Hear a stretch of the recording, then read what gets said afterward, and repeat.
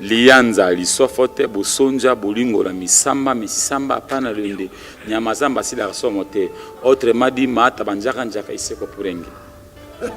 ngapa na so ina jouer veut dire koko na lisofote ngapa so ina jouer donc mutu musutu nga so na jouer même famille na ba rabi tuka yo vuma otika papa ne lokote pe na so ebisanga otika papa ne lokote babi lianza simbi loin netika kimboka ndo jo beta masolo ane jango nde sala bina succès na ngapa na boya ngote parce que ngana na nzela moko ba chef coutumier na boya ngote nga boya te tobe ngoki ndoki to indirectement na chef coutumier ngana boya ngote wa ko ba kansane ba ko na boya ngote na indirectement na chef coutumier Patrick Mbuya nkata kata kata bao na se ya mimbese o kata kata bao.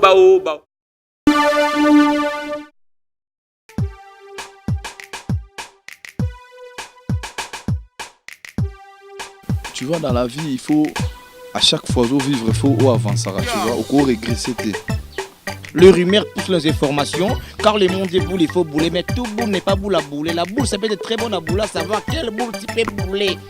La première condition pour faire de l'art, tu dois avoir les talents. Il faut avoir les talents. Tu sois beau dans art. Mais le talent, c'est une vocation. La vocation est nulle si on ne la cultive pas. Il faut savoir cultiver sa vocation. Net, c'est ça, bien. Net, c'est bien qu'on fait quand même bager mon sous-sous. T'as parti, c'est monsieur Babi Maraté. Net, c'est lui, non, merci Seigneur. Net, c'est va profiter quand même Babi Mapo, Talaga, so CD, mais les marathons. Vraiment. Va s'abonner massivement.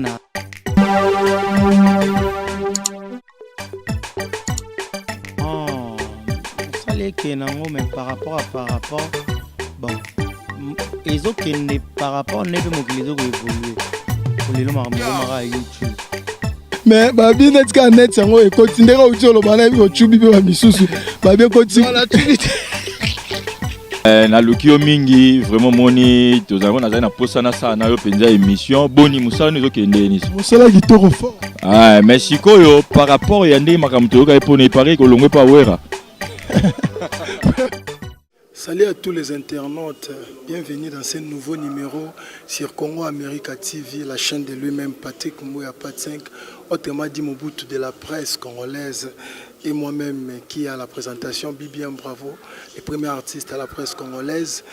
Nassima Caméra, Izalara, la moi mobile, moi beau, soit charisme, gentil, Pia Mbemba, les caméramans incontestés. Vraiment, je vous salue, vous tous qui suivez vraiment cette tranche star sympa, cette tranche star sympa avec moi-même BBM. Dans le baraka, tu servas tout le temps, tu peux savoir tout le temps, artiste, star, bino, bolela. Dès que tu demandes, nous allons rendre tout seul à bino musala pour répondre vraiment à la demande. Donc, nous sommes quelque part, tu es kaka, que soit moko ya artiste talentueux. Moko ya grand artiste ya mboka na biso Congo autant que Pia Mbemba ofongola la biso chant to découvrir ensemble avec Bino peto betane mo solo ya musala na et puis mo solo ya mboka na biso ra ndenge zo kendele en général. Donc il s'agit de Papa Lianza ndenge to benga raé na scène donc nabi que to découvrir soit encore plus ndé to solale vraiment à l'interview Pia Mbemba ofongola biso chant na ba mona l'invité Nabiso qui est à l'honneur vraiment aujourd'hui. Bonjour artiste. Ouais, bonjour. Boni. Ouais, Namoulan Zambé Kalmezana. Zamato Sungane quand même. Ouais, tout le monde vient aspect donc ça dit Nzambé vraiment Sungane go lobby. Moussala et Kende. Ouais, donc Bikeba Nzambé.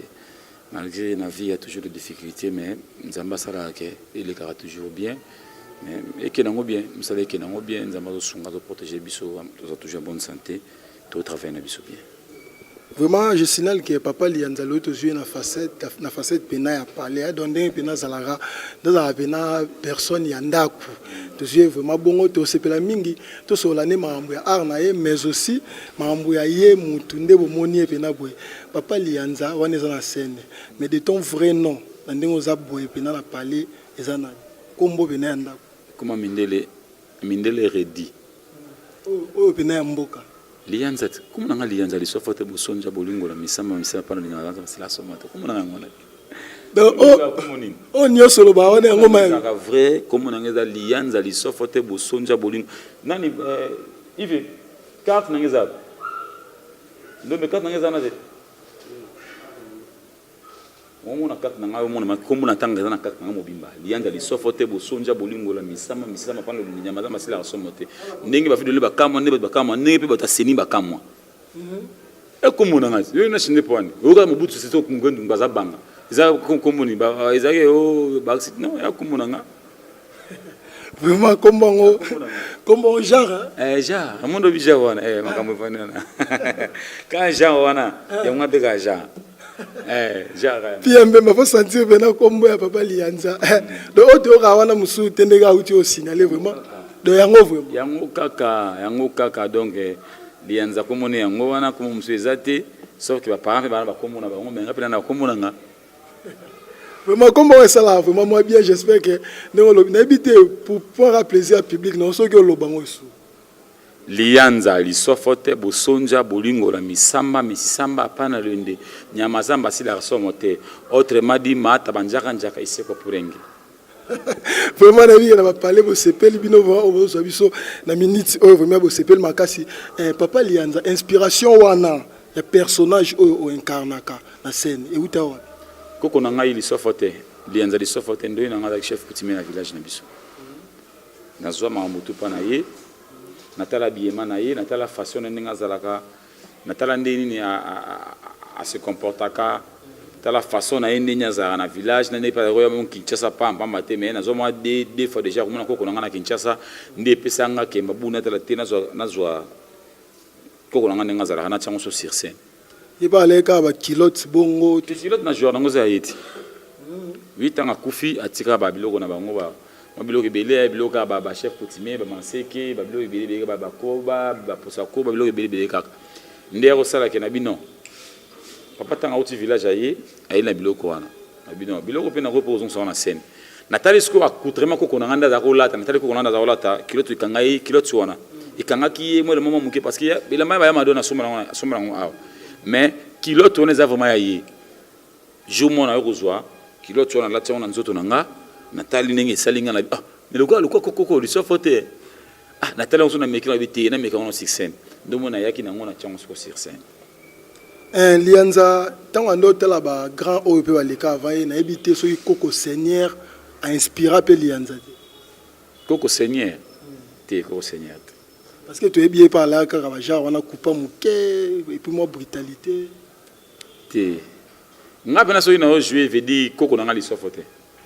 nga so ina jouer donc mutu musu te nga so na jouer même famille na ba rabi tout cas yo vraiment otika papa ne lokote pe na so ebisanga otika papa ne lokote nga so na jouer koko na ngali sofote poka oyi taka na lia répétition nga so ba photo na ye nga zalaka kilote na la ta kilote ka wana donc nga na deka na sala façon na sala nga zalaka so comprendre bongo banani ba inspira Lianza na arne o asala ba grand ba inspira o pena banani bon ba grand bazamo belé que ben montant inspiré na sa théâtre bon inspiration vraiment que montou mo rapesa nga pour sa théâtre nga fona sa théâtre ezara mingi famille nga mona lolinga nga ngote nga tete nga mona ba technique ba nini chombo vous comprenez au grand technicien chombo ça va jeter na vandia na simba ka chombo fort mais na chango là-bas ba famille comme so redi faut ça théâtre moi théâtre ba fina biso ba ngadi dia ba fina biso ba fina biso monde repère son âme ba fina ngwe ba moi nani mangwaou ba fina biso ba po ba fina biso ba jani au senti tela ba fina ba travailler tela ba donc au senti que non musango peza rabina ko taper pour na taper pana juste salango ndio sasa kina komiko uchape buluke non na pe na théâtre parce que ngana comédie nga za ini ngana botama na comédie na nzoto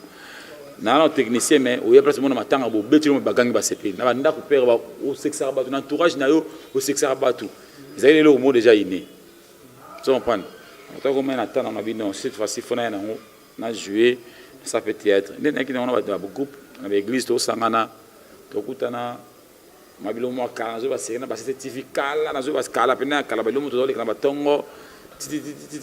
na moni que non faut travailler ba groupe ka bo groupe mo simi na ngote bon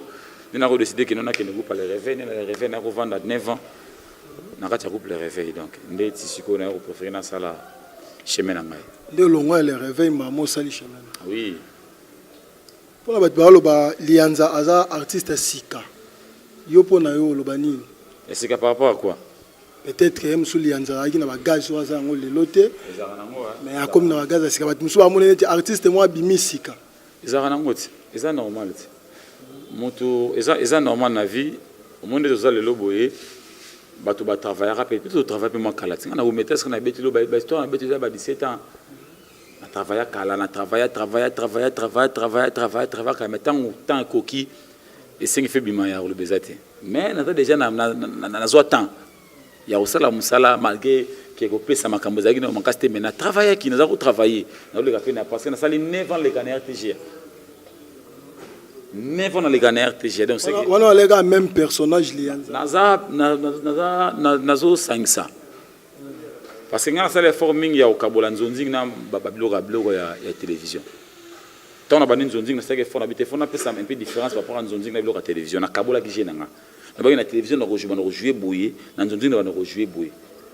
nzonzi na kenaki mingi si mboko na bisi bilo ka kokona ngana kuna mboka ka kokona ngana mais ba théâtre na jouer mingi moni hein ma couple rêver moi bilo msuza ba limité ça moi ba limite msusu quoi dans le sens wana mais si kalem so pour na succès hein Lianza bimi succès mais ba binga bima kala mais succès za na nga boye moni ke ba wingi bimamba moi ba wera ba travailler avec kala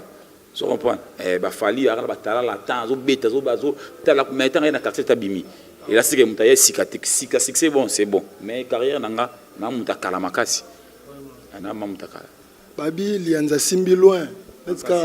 netika kimboka ndo jo beta masolo ane jango nde sala bina succès na pena na boya ngote parce que ngana na nzela moko ba chef coutumier na boya ngote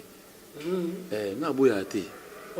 tu bengo kindo kido indirectement na chef coutumier ngana boya ngote wa ko ba kansane ba ko na boya ngote na indirectement na chef coutumier mais pour la point na bilo ndo na wa ko fada ko koko na ngai propre na za mwa liboso na famille papa botinga mwa liboso na famille maman botinga mwa liboso na famille donc na chef coutumier so li comme na famille benga Lianza obisko ni père na benga papa parce que comme on a comme père na il soit forte Lianza il soit forte na soit tout ya père na bango puis na ndo ni ya liboso donc pa kufi biloko na etu yake pa na ngana na pale ba liseke ba koba ba mbembe ba kilote na journal ya pa na ngana pale donc indirectement je suis chef coutumier maman kindo ki ba kisi na boya ngote. Vraiment, comprenez vraiment l'artiste est clair, hein, donc on a vraiment. Oui, papa n'a pas maman na boîte na zemine na libinja pa ba soko atenga na libinja na mato zo libinja mai ya libinja poto ko ba soko boîte ningani maman na ko ina mai histoire vrai maman na ko ina mai tamo na ko ina mai moya ganga kite parce que na kacha mai so nganga maman na zemi et puis mai ko ta na munoko to mama nga ganga mai ko chena munoko so to mama nga ganga mai ko chena munoko isanga isika ne ko gange apa yo na minoko nzamba sala biso na mokili boganga amone sexuel so na minoko nzamba biso na mokili siko mama biso nga ganga na munoko mai ko chena munoko so ganga wapi aganga na si pra na botama bima bongo na munoko ngamia pra na bima mama bobali kola mai pena na yusinga kekele mama akati motolu atinga na boto makila mama biso ya olela makila papa pemena basoko ba kotingo peter basoko ba bonginga normal na boto mabongo mama père habité oyo village bengi ba yoki kuna mama chef kotima lobi wana za Lianza wana za ngai parce que ngana mystique bon ngana ne onyo so za katenga na mystique tara ngai zemi na ngota na zamba vraiment papa na ngai zemi na ngota na zamba parce que tango zemi na ngoti na zamba père bana yo vraiment mwana moko na zamba mama minoto to yaka na yali bavana ilanga moko wana waki bokoto nesika mambulekela ka wana sika père nga mambulekela ka wana deuxième na ngotaka na yana bagana muta zamba na muta mai zemi na ngota na zamba nga botama na mai. Donc en parlant de tout ça tu comprends que artiste Lianza aza kinote ngana kena kini wapi na kena kini wapi vraiment na kena kini wapi Nazana sana Kinshasa nini? Na mwana zamba. Ngana muta mboka na mwana zamba, na muta zamba na boya ngote na muta mboka. Na Congolais. Kinoa muta zamba nini bonaka Congolais. Congolais na ndima mesobi na kino na nga kino te na muta zamba. Kizamba na nga sukufona la sabinoti. Mote kina la sabino bosepe na ngo. So na kino na nga la sanini. Boulevard Kimbuta nini bo te fona sabino bena bo fenya bena bo bena luka ba soko munjambo libumba bonde ba sanku sumbanda ka bo yali na ku kene munjambo na ke buma na ke batna ke sala na ke begemena na la sabino nini makambe kendele ponga za bongo so na fungoli na bano kende na no bina muna sko nene balizaka na muna na panza na muna nenge mboke za na pansuki so na muna kino na sabino nini boulevard ngana utaki boulevard Kimbuta na yaki bote ngana na ba bongo te ngana utana ngai libinja basoko na kuina basoko na bote na basoko papa na ngako na likinje mama na ngai masopa mo bisa na uta nako na ngalo likile o musuli bilingi mbombe mbonje papa kuluta ngao to kufa kaka mingi ta lo sikili bonyanga o bisa na uti tanso buta ko mo lilenza we nande wa mobutu ngasko na wana siko tango ko yeba makamo na ngana takachuna bingasko na uta na uta sko na we ba redi moto redi na kipango te comment mindele père redi akena redi wa tete na nga redi tango panzi obenga redi tokola na ye ayebinga redi normal lianza nde makambo lianza ko kolanga to kasuka yake ava kufa bisinga biyo ayesinga na bosa na ngote na wenze ya bayo yaka na keno tike paso mama bende mo dakina ba pupu suna kuna asomba ba bilo wa boulon na asomba na tiki asomba bisinga biyo yo ozangai singabi yo ozangai tanga bana ngai yo zanga wana na mo ateke lokwa kaka na mo rena abota wana zamba ngapena na zamba do mambo do zamba tu do ngai nyenye ngana sampide nyenye yakana bako na baka o tie mo sapi na sena na lobby ngana bongo ngana vivaka na ngana mo senzi na teke lokola so na mitia vanta ba mo je suis bon ngai te siminga na se siminga na se do boko ekoti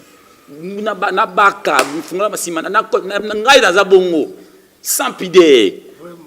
na muta zambati so ina yoka ngana ashuta mukolo ko ngabi ngai yakali nja yaka afuka na baka ko baka ngabi ayo nini za ngana ibite yo ta ele kinjile koti si mon besi. Vraiment artiste vraiment c'est l'ambiance de l'émission de sentiment artiste là vraiment mutu mo alo barane bena boya bena clair yo na polele pena na mikanga polele petit ngai na jio lelo petit mo ndenge ni to ko kende to mo no ko to ndenge ni lo te petit mo ngai bon peut-être na kei monte petit o tuka yo na lelo mabe petit na ngai na za mo ko se pisanga te ta visiter na simba te se mo côté clair je pars. Oh, tu vois petit bon tu fasses ta façon vraiment bon enfin tu prends les transports tu m'appelles ngai le boko kati na koti na mon ndenge nazo ya directement vraiment lianza li sopote artiste c'est vraiment bon ça donc il ça biso vraiment bien j'espère que le public non public non va se plaindre en parlant de votre parcours donc en parlant de ta carrière ndenge mambo etambola na ebité actuellement aux un groupe na yo au sara parcours individuel ou na groupe na nga na travail tout monde na sala répétition na travail na un groupe na nga Landry na groupe na nga na travail ka donc mercredi vendredi groupe Lianza Mobix groupe Lianza et ça ensemble groupe Lianza tout travail de mercredi vendredi de 9h à 14h donc tema lelo mais c'est que bon maman mboza vraiment te parce que na ozala koto boye na okene ba répétition ba showbiz tout ça na un spectacle et puis na ndenge to ça ba na un spectacle le 18 na sala le 18 août ça le 11 tout ça na matete puis le ceci spectacle ya vendredi na showbiz samedi na tongo na kati Brazzaville to kati Brazzaville to sala 3 jours na Brazzaville to koti Gabon selon les allés Gabon sur 4 jours je crois après ne to ya Kinshasa plutôt que Nesco Luanda to que d'Afrique du Sud pendant mo yekende. Mais toujours tout ça musala mais quand même na bana nga mupanzi bana ba travail déjà bon mambe ki nekitoko to bunda musala ka ngoto sala to dire donc faut to saka boulot ce qui le qui quelque part na komi kangate ce qui nzama pesa ngalo grâce na yebana pourquoi pas le lope na zaki na groupe na ça qui na jouer pas na bima pourquoi pas nga pemena ba bima donc faut ba bima pe na par na nga bana nga mona bike bana nga na pousser bango ba yebana donc c'est ça groupe ezali chaîne ezali Lianza TV Patrick Mbouya, Patrick Mbouya. On a souka. Vraiment, le voilà souka. Je salue une fois encore les boss de cette chaîne, Patrick Mbouya, Mobutu de la presse. Papa Lianza, les lobes succès, les lobes sont comptés parmi les grands théâtre congolais. Na habité Yomoko, nous commune Sikana Ozaki na été depuis bâtard. Et salon de. Obi ke ngande tinazanga suku mutamboka obi ke ba mutuma utana zamba botema na mai mezo mona ba numéro ba kata. Obi ke ba ko mfana mona téléphone na. Ne ba nanga souté. Mutuma ko yeba été mabengi yo asepe na bilianza tuka na mutazamba na botema na mai mutuma obenga ngam avant na Paris né grandi na États-Unis na Canada na ba Autriche na ba Australie na ba Asie partout ba bengo partout na monde ba benga yo tout le monde ba benga yo. Ça me fait du bien, que non, Moutou aka Moutou. Ou t'as la maille, ou t'as la zamba, ou t'as Moutou aka Moutou. Je comprends. Et ça l'a vraiment bien, ça l'a vraiment béton, de partout, parce qu'il y a bien de partout. De partout. Par contre, nous sommes partout, moi, on a continué Internet, on a des codes, on a des codes de l'homme Somalie. Des codes de Guinée. Dernièrement, Nani, nationalité, Camerounais. Tu vois YouTube, mais est-ce qu'il n'y a pas moyen tu viens ici aussi au Cameroun? On a souvent je suis au Cameroun. Ah bon, en tout cas, ton style là, ça me fait du bien. En tout cas, bon, Cameroun, on Cameroun, il faut procéder. Une ambassade va autoriser, nous bien en Bongo, c'est mon Cameroun. Donc, il y a un sentiment qu'il faut pour le terrain, c'est pas dans le côté, présenter Bongo, on a zone. Au moins, il doit. Parce que on a tout le temps déjà ça va bien, non quelque part, mais on peut bien zamba sur nganaye. Voilà, j'espère que ça vraiment côté avantage, on a avantage aux angles, dans le monde na art et puis cause la star, mais des avantages nini au monde na la pendant que vous star, nous on a succès, vous avez vedette. Au monde on a des avantages que vous avez. Normalement succès en bord on a biso des gars c'est aux anango des gars bon aux anango te. Rouper la danger ba bongo de on a vendu net vendu jour wana. Et kirim ba bengai ba bina katakata ba na Canada ou na Montréal, ba chilinga vidéo ba bina katata ba mais na bi mais Babi papa Lianza na succès ma bé donc Lianza na évité donc on a succès na évité na mi vani nga mona ta esku na matatu ba bongo ti on a on appelle kati na vani nga ma bé na za nini musala ngona sala mais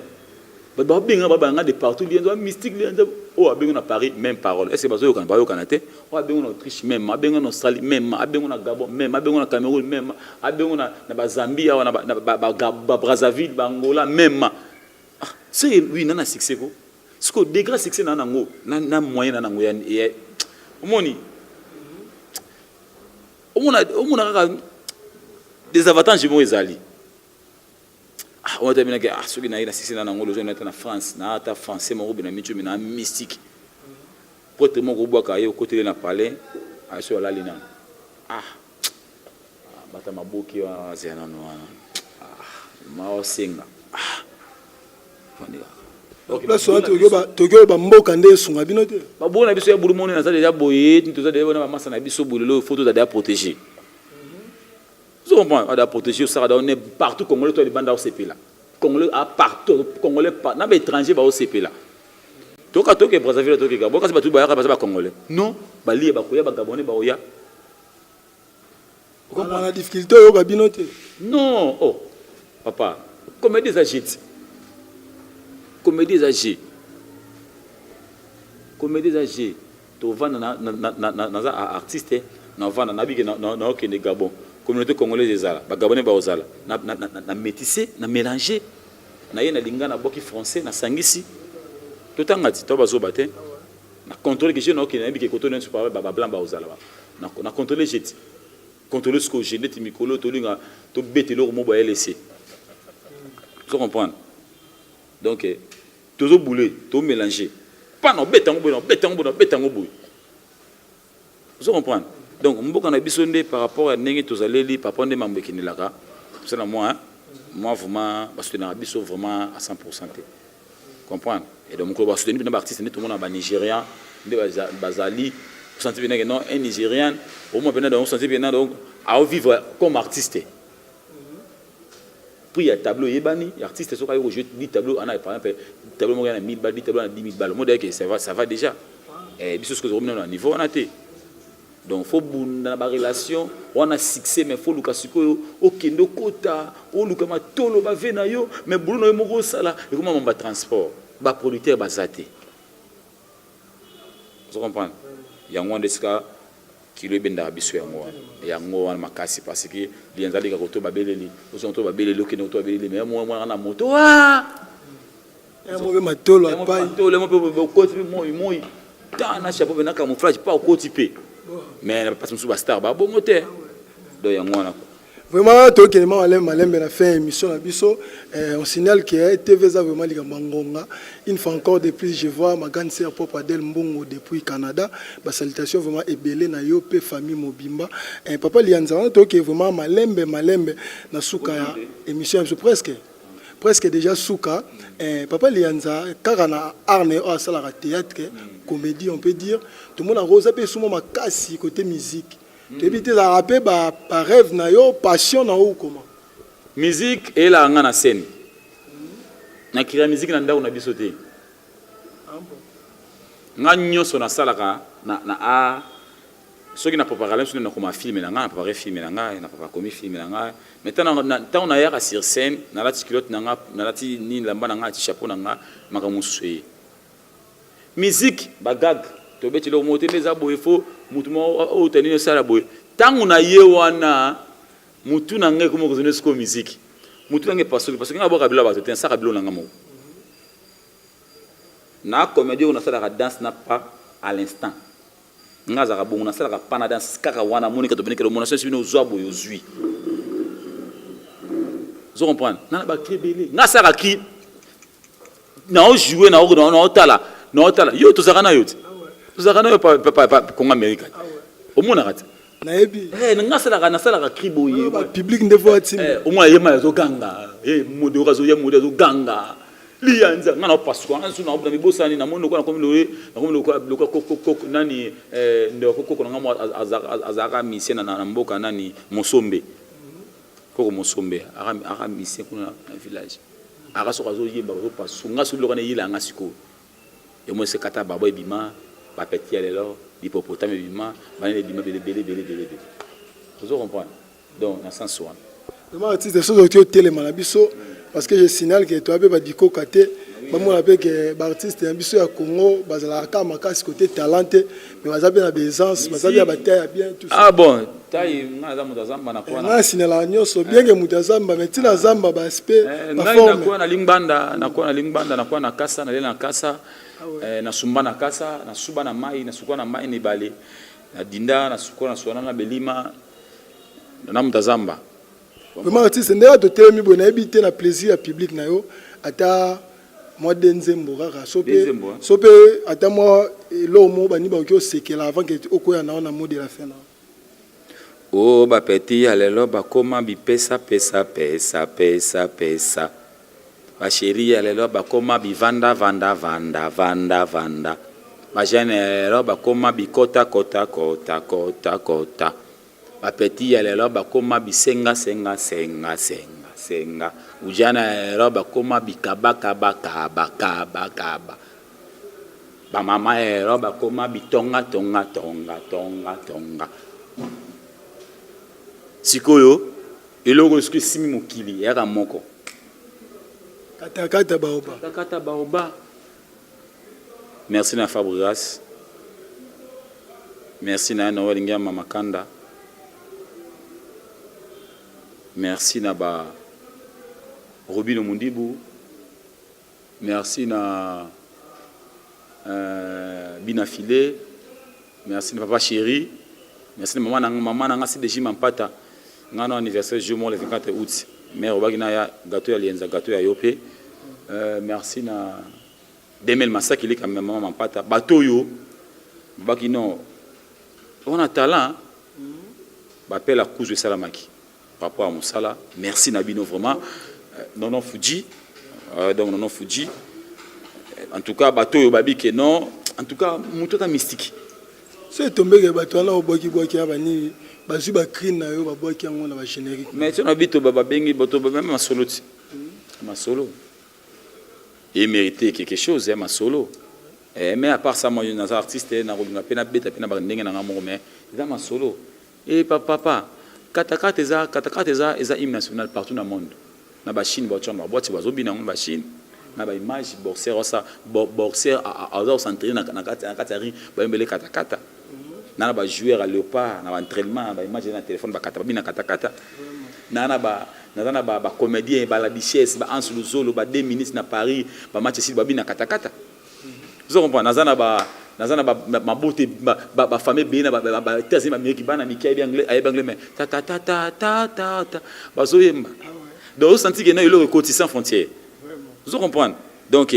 merci na ba tout ba simbelo ko en tout cas ça linga vraiment bien en tout cas na système na rolembate na ça ra makambuka en tout cas kata aussi la toya pena sur le logo mo sur yesu parce que mutu no fresh na no libanga lo ba petit na ngando mena donc kafu libanga o saka te da ba jukis na ba jusness on était limam na e donc na mutu za pena donc libanga na minute vous comprenez pour kata équipé pour siko binga na raisonner kata ndeni mingi bana mokili pasteur atini mutu kata sima machette kata satana ukate nini ukata satana nini signifie que non kata satana matoi liboko suki ngaso na biteka satana te satana batala ka satana azana mi tout sambo est-ce que ça tout mola lipeka satana bana nzamba satana ti lelo masa sambe komande nini c'est faut quoi salo c'est faut que salo ce qu'on a signé na bato kata satana masa samba zo on prend vie de l'enfant di boyer présent de l'enfant di koto na bisi na bi telema atalinga telema bato atelemi na bwaki na bongo na bino simsimo mpanga na chabu to na chabu wana eloko zate wangu te église bina ngabita abata bita ndalo kelo na chaka mopanga vie de l'autre langa mopanga na bimisi mo yengamba moko merci Jésus yengamba la moko katama samba kata pona chiki da boye na ocha boye na ozoni na osandeni na mitali siko mutazamba na banini masama peka na français na bien ngote ça samba katama sembe mais sembe dasko bandingi belé soko kotina na douche yo moko samuto devant miroir baluki ça les positions mon robot comprendre qu'il y a aussi des au moins qu'il y a il y a quelque chose qui va dans koto mi sembe parce que faut faire mouvement pour la facilité ya longolango vraiment vous comprenez donc na sens wana en tout cas artiste wana to absombe ya fait mot de la fin on a évité public na o balandio soki o promettre bon nini na miko ya et puis OK kamba moi ba dédicace no mon numéro de téléphone pour ba bazana pour se contacter Nkela kati katakata bao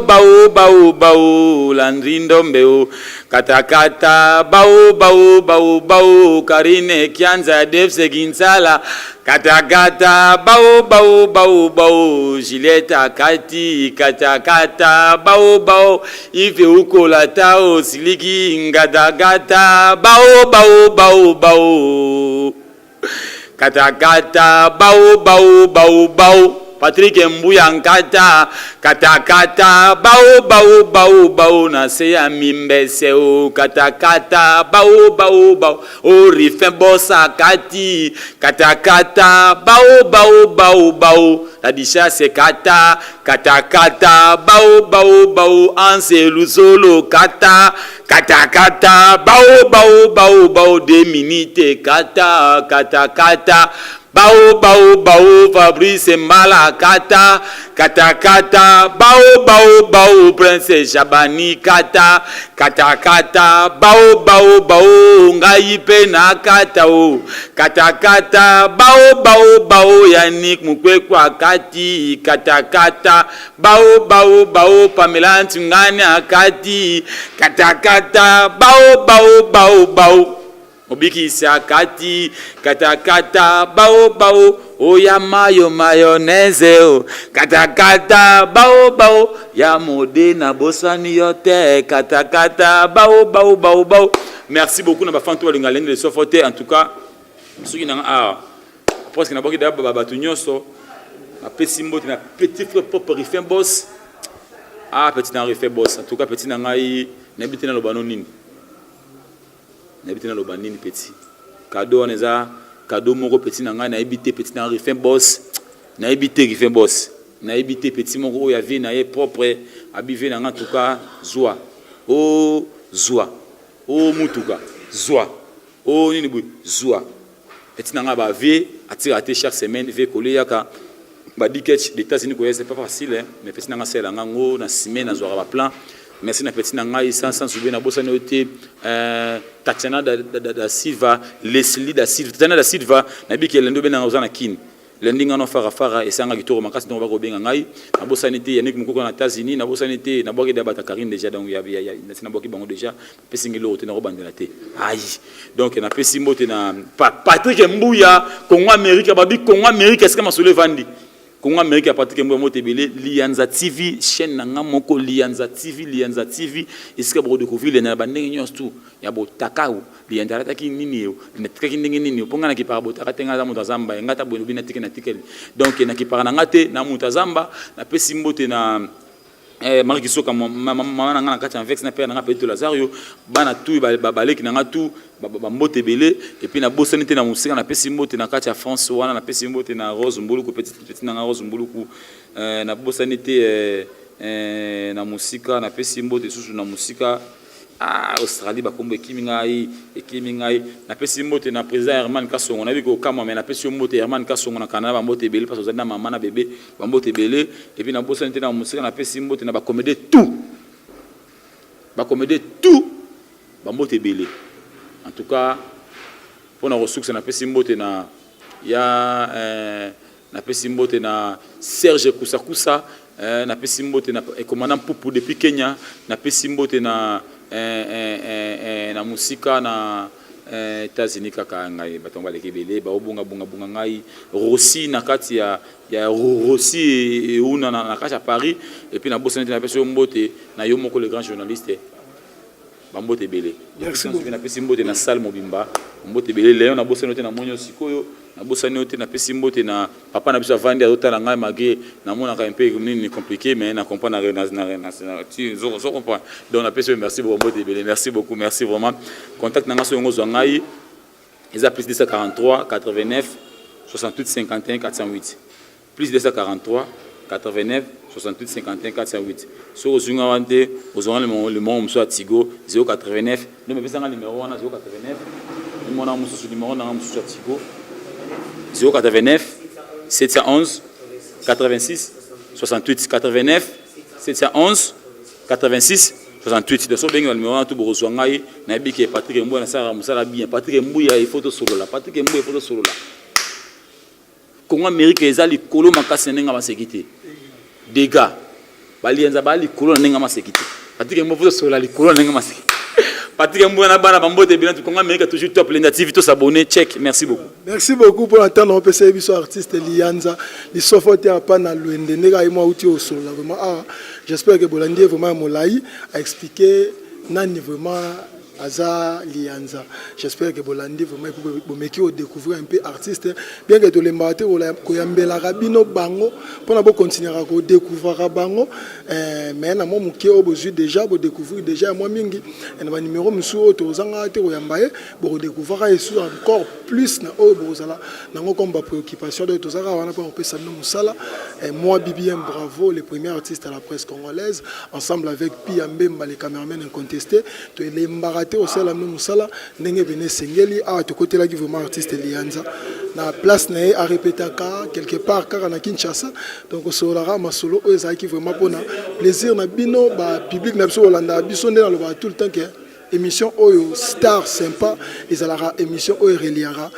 facilement simplement l'artiste et son public donc public na bino e bouti Holanda vous avez relié par nous Donc, vous lundi et puis vous ça satisfait va parler. J'espère que là je pars directement à saluer Oyangai. Moi dédicace à Soukandenge Zalakaka. Je vois Ransi Banza, les Chinois noirs. Il va bien bon. Ransi Banza, je vois les Chinois noirs. Je salue Rodik Mbungo. Je salue